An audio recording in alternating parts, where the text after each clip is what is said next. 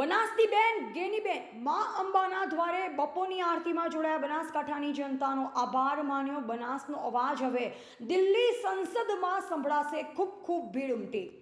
લોકસભાની ચૂંટણીના પરિણામથી ગુજરાત ભાજપ માટે થોડી ખુશી ઓછી કરી હોય તેવા પરિણામ બનાસકાંઠાથી પ્રાપ્ત થયા છે। ગુજરાતની જનતા માટે સતત પ્રશ્નો ઉપાડતા વાવના ધારાસભ્ય ગેનીબેન ઠાકોર હવે બનાસકાંઠાના સાંસદ બન્યા છે।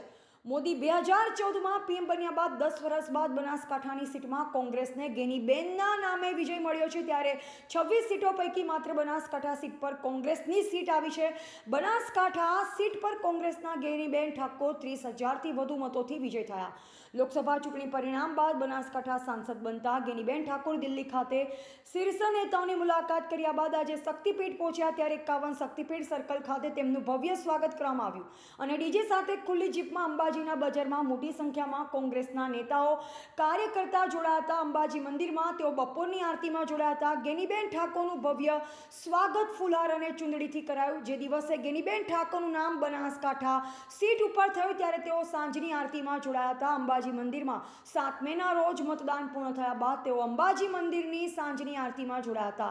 આજે જીતીને અંબાજી આવ્યા ત્યારે તેઓ બપોરની આરતીમાં જોડાયા હતા। મા અંબાના અનન્ય ભક્ત ગેનીબેન ઠાકોર અવારનવાર અંબાજી આવતા રહે છે। આજે બનાસકાંઠા સાંસદ યાત્રાધામ અંબાજી પહોંચ્યા ત્યારે મોટી સંખ્યામાં કોંગ્રેસના કાર્યકર્તાઓ નેતાઓ સાથે અંબાજીમાં ભવ્ય વિજય રેલી યોજી। આજે બપોરે માતાની આરતીમાં પણ ગેનીબેન ઠાકોર જોડાયા અને માતાજીની આરાધના કરી માતાજીનો આશીર્વાદ મેળવ્યો હતો। ત્યારબાદ સાંસદ મંદિરની ગાદીના ભટ્ટજી મહારાજ જોડે રક્ષા કવચ બંધાવી આશીર્વાદ મેળવ્યો હતો।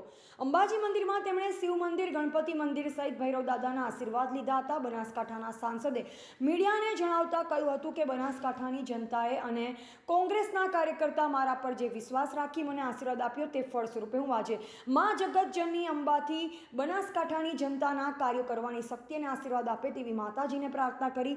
અમારું મોવડી મંડળ દિલ્હી ખાતે મિટિંગમાં ગયું ત્યારે ત્યાંથી પણ અમને જનતાની તમામ પ્રશ્ન માટે તૈયાર રહેવા અને ભાઈચારો કાયમ રાખવા માટે સૂચન કરવામાં આવ્યું છે। ગેનીબેન ઠાકોર પાલનપુર કોલેરાગ્રસ્ત વિસ્તાર માટે કહું કે અમારા કોંગ્રેસના કાર્યકર્તા આવેદનપત્ર આપ્યું છે અને હું પણ દર્દીઓને મળી અને ડૉક્ટરને પણ સૂચન કર્યું છે। હાલ સાંસદ તરીકે જે પણ કરવાનું હશે તે અમે બધા મળીને કરીશું। હાલ ગરમીમાં પડતી પાણીની મુશ્કેલી વિશે પણ જણાવતા કહ્યું હતું કે હું આ વિષય પર પણ વહીવટીતંત્ર સાથે વાતચીત કરી યોગ્ય રીતે પાણીનો નિકાલ આવે તેવા પ્રયત્ન કરીશું। તો ક્યાંક ને ક્યાંક પાણીની પડતી મુશ્કેલીને લઈ સત્તા સરકાર પર ઢીલી નીતિ રાખવા અને યોગ્ય પગલાં નહીં લેતા બનાસકાંઠામાં પાણીની મુશ્કેલી સર્જાઈ રહી છે। ભરતસિંહ વાઘેલા, કાંતિ ખરાડી, સુરેશભાઈ અગ્રવાલ, તુલસીભાઈ જોશી, અલ્પેશ ગઢવી, દુષ્યંત આચાર્ય, મંજુબેન પ્રજાપતિ, જયાબેન ગઢવી, વિજયસિંહ બારડ સહિત મોટી સંખ્યામાં કોંગ્રેસના નેતા કાર્યકર્તાઓ જોડાયા હતા। રિપોર્ટર પિયુષ પ્રજાપતિ, દાતા।